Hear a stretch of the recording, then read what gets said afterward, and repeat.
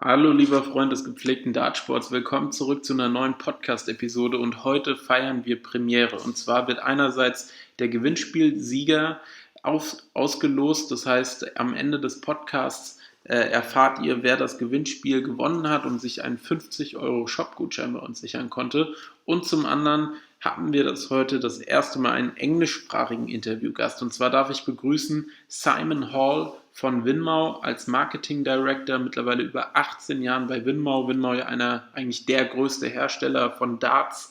Und es ist mir eine große Ehre, hier das Interview mit ihm machen zu dürfen. Hört gerne mal rein. Es ist natürlich teilweise ein bisschen schwerer verständlich. Ich hoffe, ihr könnt alle Englisch gut verstehen. Und das war jetzt einfach mal so eine Testfolge. Und zwar haben wir gesprochen über zum Beispiel Sponsorendeals mit Michael van Gerwen, der ja seit letztem Jahr zu Winmau gehört. Wir haben auch so ein bisschen über die letzten Monate gesprochen, warum zum Beispiel in ganz Europa keine Winmau Blade6 Dartscheiben mehr verkauft werden konnten. Und. Also viele spannende Themen. Ich wünsche euch jetzt einfach mal viel Spaß und freue mich auf euer Feedback. 180. Deinen perfekten Dartfile findest du auf mydartfile.com. So, welcome Simon. How are you doing back then in UK? Very good, thanks Tim. Thanks for having me on the show. Looking forward to having a chat over the next half an hour. Yeah, it's very nice to have you here. Our first English guest, I would say. And I hope our followers can follow all along. And maybe just for the people who haven't heard of your name yet, maybe. So you are the marketing director of Winmau, and you have worked for the company for over 18 years now. So maybe you can just say maybe 2 or 3 sentences about your personality. Yeah, I joined here 18 years ago. I'm actually Welsh, so I'm from the same country as Gezi Price, Johnny Clayton. And we're based in Cardiff, which is just about 2 hours from London. But I'm very sporty myself. My sports were golf and rugby and surfing. And I joined the company. I was a sales manager somewhere else and came into darts. And as a sport, obviously fell in love with it very quickly. But it was an exceptionally different world when I joined the darts scene. The PDC and the BDO were very different spaces. So there's been so much change in the last 5 years, let alone the last sort of nearly 20. So yeah, as a person, I'm very open-minded. We're very approachable here and we love what we do. We love darts. That's very good to hear. Yeah, I can imagine that the world was a different one back then, especially in darts. I mean, the industry changed very drastically, and we're maybe going to also talk about that a little bit, where you can maybe also tell our young listeners how darts exploded in the past years. But like, for example, if I would listen to the podcast right now and I would hear, okay, the marketing director of Winmau, are you the guy then who talks to Michael van Gerwen, for example, before signing him? Or how can we imagine what you're doing all day long? Well, yeah, I'm the guy that talks to every single player in our group about if they join us, if they want to join us, what we can do for them if they do join us, all the commercial terms, contract negotiation. So yeah, I deal with every aspect of player, from a young German player who may be on a local German tour, all the way to Michael van Gerwen. But our principles are the same.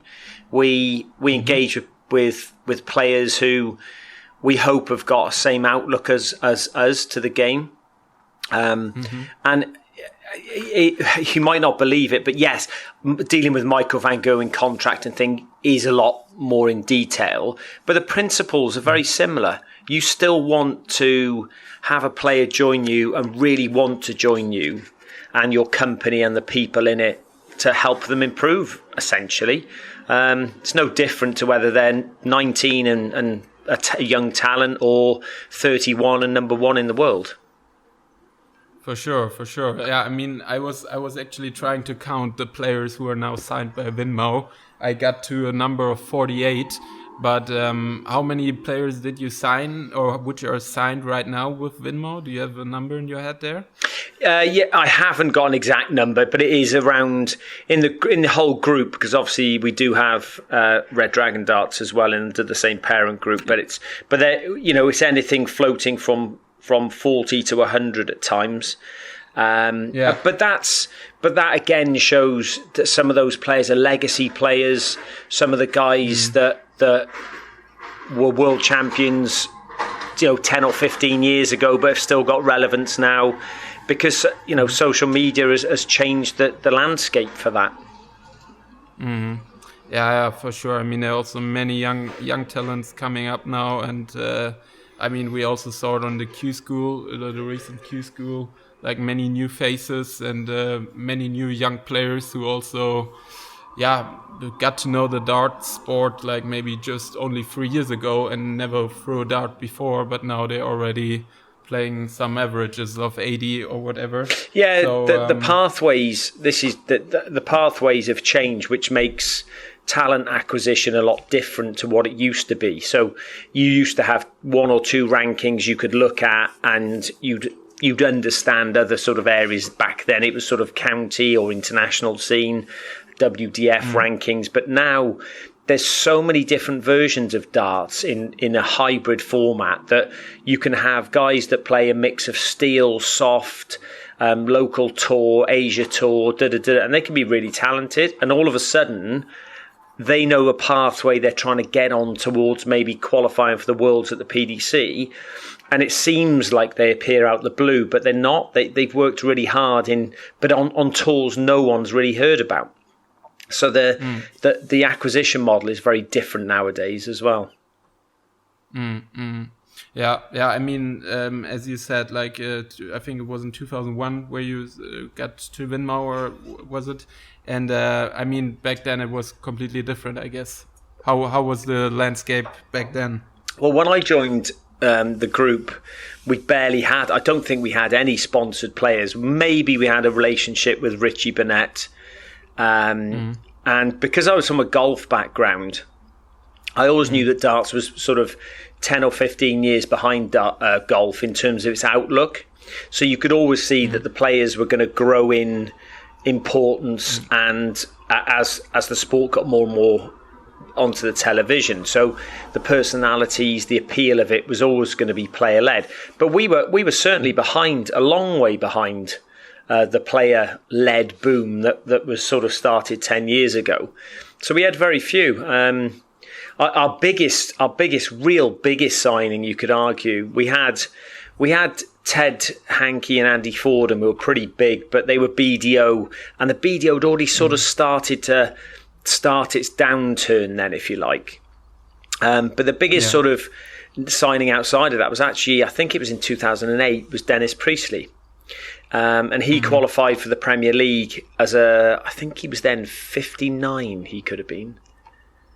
And that was like one of the oldest players. Now Dennis he's obviously a legend of the game on both sides. Yeah. So Dennis was a kind of our first marquee signing, and it kind of signalled the change we had strategically. Yeah. I mean, there are very many big names when I look into the list. I mean, the recent big wave was probably the signing then of Michael van Gerven, which was it last year? I think it was last year. Yeah, right? January last year. January. And like, for example, now, as you were already talking about social media and stuff, and Mike van Gerven for sure has some Instagram followers, but how big is the effect of, for example, signing him these days? Like, how can we imagine that, especially on your brand? Well, Michael was. You got to remember, I've seen Michael grow up from the age of 15 playing tournament darts when he was with other manufacturers and managers, and I watched this raw talent. And we obviously were head sponsors of the Winmau World Masters, so I've seen the legacy of Michael build for well over 15 years. And at the point I saw him play Mark Webster in the semi-final of the World Masters he won when he was 17, you just knew you were looking at an outrageous talent that would and could dominate the game for as long as he liked. And effectively, you could argue it probably took us, the best part of 15 years to be in a position to have Michael to sign with us. So the effect for us in Winmau, that a lot of things had changed. We changed momentum in many areas, so that we'd grown the Winmau brand into a market leader. So it was a natural home for Michael to consider. But we always felt that Michael needed to be represented in the proper way, with an emphasis on his personal brand. So, and the launch we had with him and the subsequent signing and all the things we've done in the market they've been phenomenal, I have to say. And Michael himself has been a dream to work with. He just, as an example, on the 2nd of January, just after losing to Peter Wright, who was the world champion, he came to Cardiff for our launch, and he spoke to every single person there. We had about nearly 200 people, press. We had a full video demonstration for him. He came, he looked immaculately sharp in his suit. He shook everyone's hand, took a picture with everyone. He spoke superbly. And it was at that point I knew that he was a game changer for us. And then, like, there was also something unexpected happening, I remember, because like you gave him some set of darts which he was playing in the summer and stuff like that, and then I think he changed back to his old dart set because it was not running 100% yet. Yeah, that darts development is the change is nothing new, especially when you're dealing with a player like Michael, who's won so much with one set of darts he got sort of 8 years ago. So what happens is that the biomechanical memory of his fingers and the feel under the severest of pressure, it's actually impossible to recreate until you actually go to play. So Michael's journey to new darts, he came for a very intensive couple of days here. And when you see him throw on a practice board, I mean, he literally can throw anything, 180, 140, anything. And you would think, you and I, who may think, he could just pick any dart and play. But it's not about that. It's how they feel when you have got huge amounts of adrenaline in your body, your heightened awareness, your blood pressure is up, the pressure's on, the heat is high. And it's all of those things you have to allow for to fit, and we knew fitting Michael was going to be a long process, and it was going to be one that it's almost like tyres on a road for a Formula One car, and it's not grip, it's traction, and it's matching the traction to what Michael needs at the right time. So we think we're there now. He's kept the same set from us for quite some time now in the last few tournaments. He's very upbeat with them. So yeah, we think he's turned the corner. But again, we always made it very clear that Michael's performances and being the best in the business is more important than us forcing him to play with a certain dart, and we're still committed to that as well. Yeah. I mean, he's like, I think now on number 3 in the order of merit behind Peter Wright and Gervin Price, which hasn't been for a while, but I think he's gonna come back stronger now. Well, it's a good motivation. Yeah, for sure. I mean, he maybe also needed that challenge now, and maybe he got too bored up there. Well, he like Tiger Woods, he raised the standard of the entire sport. So Tiger Woods Tiger Woods was winning 1 in 4 events, which is unprecedented in golf. Michael van Gerwen was winning 2 out of every 4. I mean, that just tells you how dominant he was. And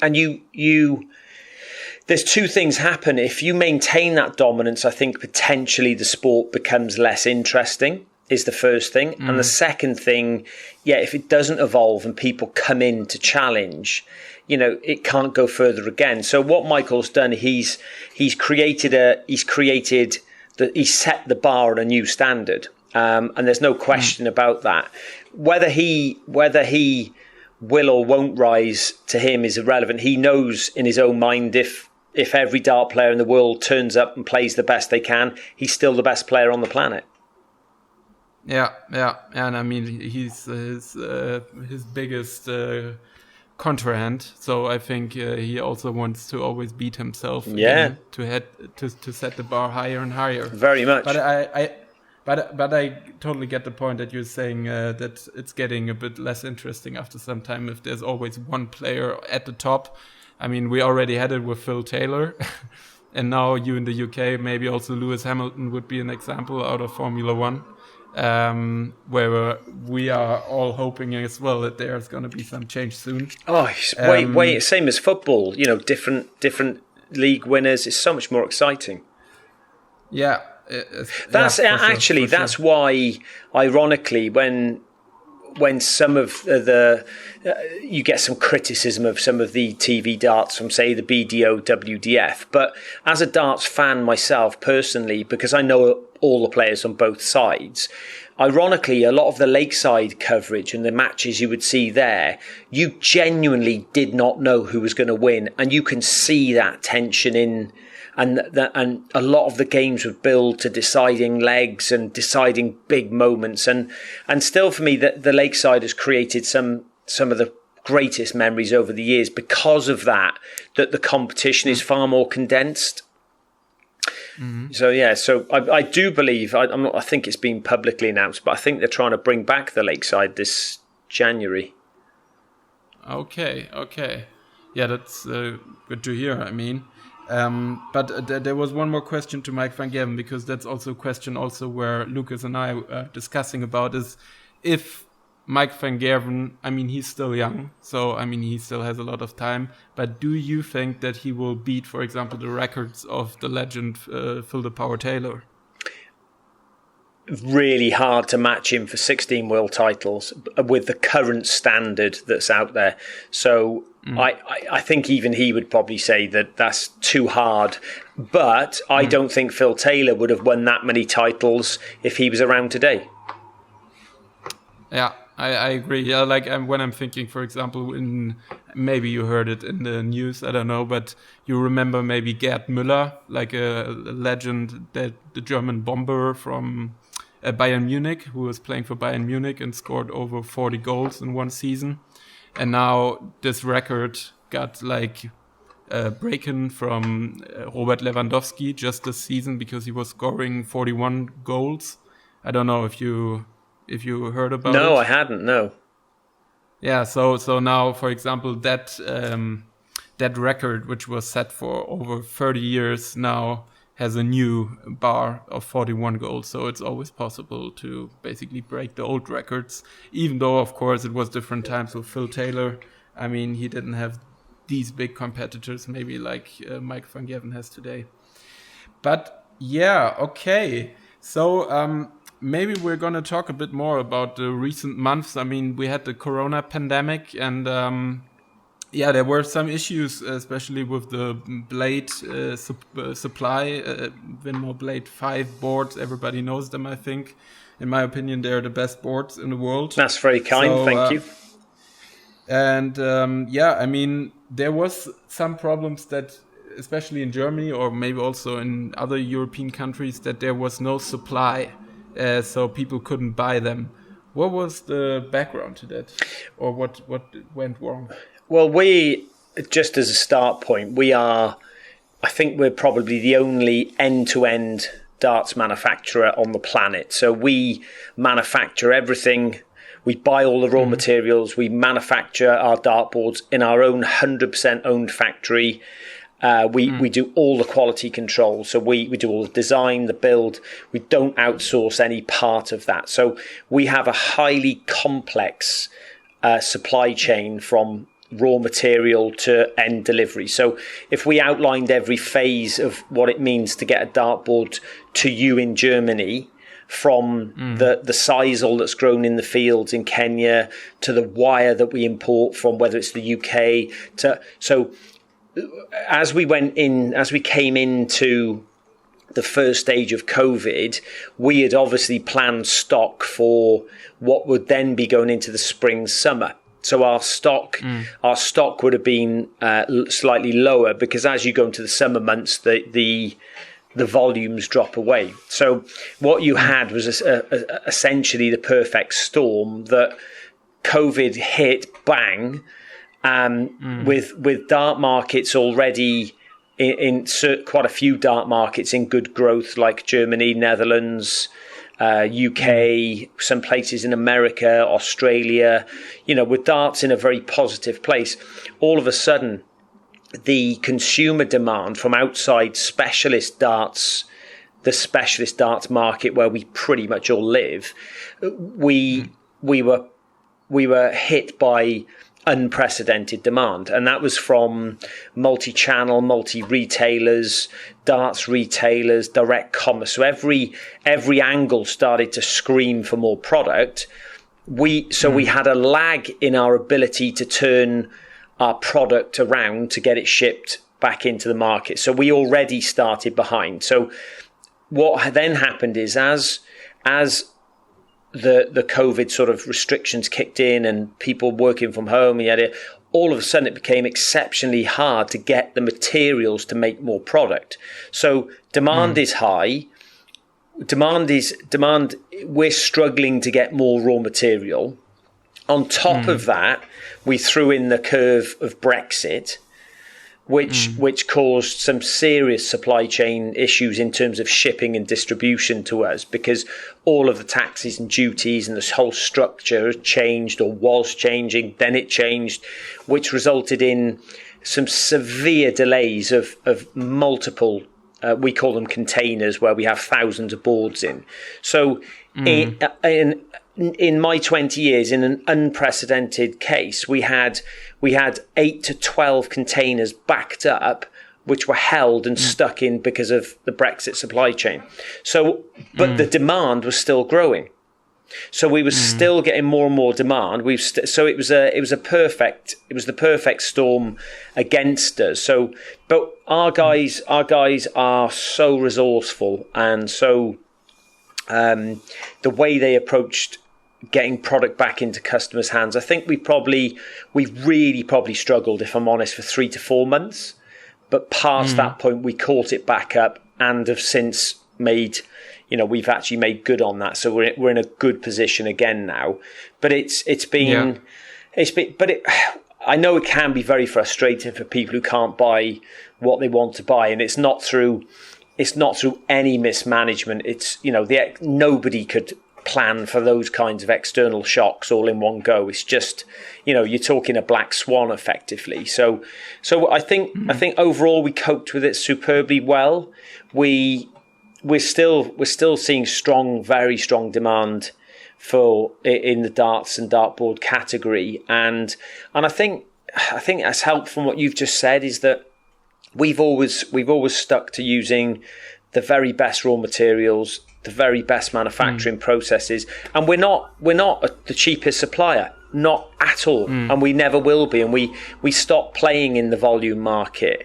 But ironically, with product reviews, customer reviews, all of these experiences, the world is like back in our grandparents' day, where word of mouth is now really important, albeit it can be on Twitter, Facebook, Instagram. It's the same effect, and that effect has worked really, really, really well for us. So we've solidly built a product, a marketing, a platform, and then so when the new demand came, we probably got a bigger share of that new demand. So it started to cause the supply issues. So the production, I got to say, the production team have been outstanding, though, to be fair to them. Okay, and when was that, for example, when you realized that, Jesus Christ, we don't have enough dartboards, basically, from January on, I think it was, when they ran out? No, because in January when Michael had joined us, and because the launch of Michael, I can't remember what our guys were saying, but the launch we planned hit over 5 million impressions in the one night. So Michael his product line just kicked off with a massive boom. So we were busy chasing our tail, really, on everything to do with Michael van Gerwen. But within the company, we also had Peter Wright as a world champion. So we were having that increased demand. And then as it went into March, I think it was end of March, I went to start working from home. So we had very few production staff and manufacturing capability in the UK, but Kenya was still open, and we weren't sure what was happening with Kenya. So it wasn't until sort of April, we got into middle of April, that all of a sudden we were like, wow, this really is a proper spike now. That's not just going up and down like a spike. It was going up and up like a hockey stick. So that growth curve for dartboard demand was like a hockey stick. And I mean, we were seeing examples of paper dartboards that are worth, say, €15. People were paying €45 just to get one in their house. You know, it wasn't just us. We weren't the only people struggling to supply at that time. So, but the hockey curve, I think, had we not had the delays of containers, the curve would have dropped earlier than it should have. But for us, we had some extra delays, and you know, so it's gone on. The demand had carried on into Christmas, well past this Christmas, into this new year, and it's only now we're starting to see, just that with countries being open to get out and summer weather here, we're now starting to see things slightly slowing down again now. Yeah.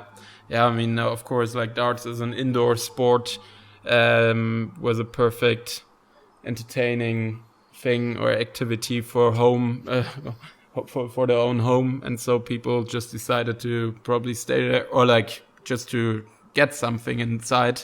Also, probably many kids started playing darts in the last months. Yeah, and I think, you know, I've been interviewed by press and things, you know, about the feeling behind that, and I hope that of the new people that came to darts, you know, we keep 10 or 20% of them in the sport now, because it'll be great for all of us then.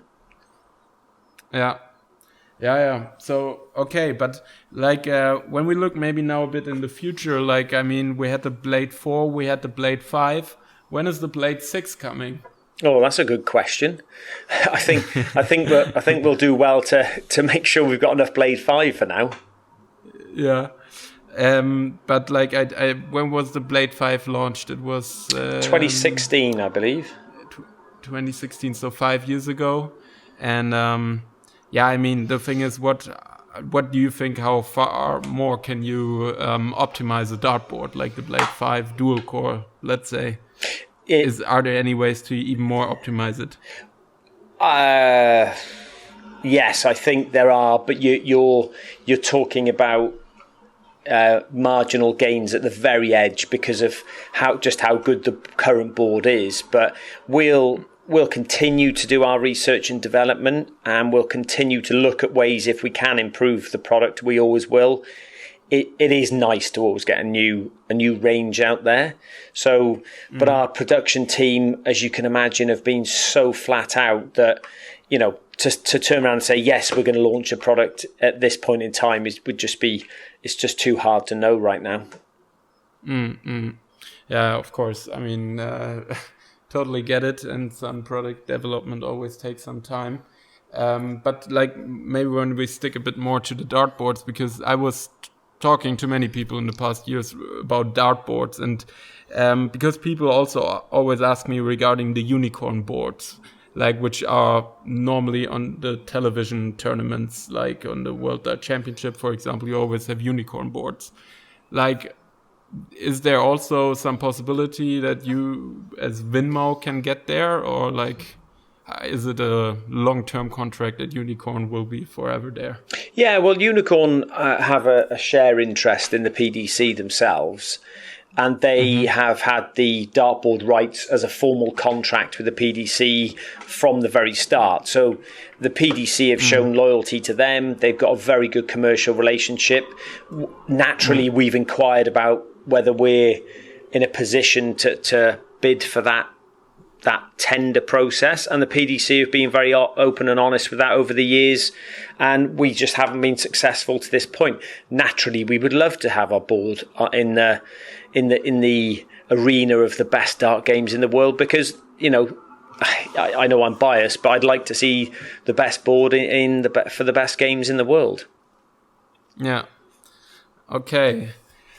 Well, I mean, I'm almost through with my questions, I would say. Maybe just one more thing, just like a personal question. Like, how did you get in touch with darts? Like, did you play that also before? Or like, what was your first touch point with the sport? Well, obviously being based in the UK, we, as from very young ages, we always had some kind of darts present as boys bought for us at Christmas from a very young age. So it was a paper board back when I was probably 6 years old. So that was when Eric Bristow was, smashing at the lakeside, and the 80s was booming with, all the darts on TV. So whenever we would go for a beer, my sixth form common room in school had a dartboard. We'd all play killer, put a pound in. If we played rugby in the rugby club and we go back after, there'd always be a game of darts. We had a shared house when I went to university. We had a dartboard in the house at university. When I came back home and, looking for work and jobs, we had a shared house with a couple of guys. We had a dartboard straight up on the wall. So for us, you don't really notice it being British so much, but, it's hard. There's none of my friends who I'm 46 now.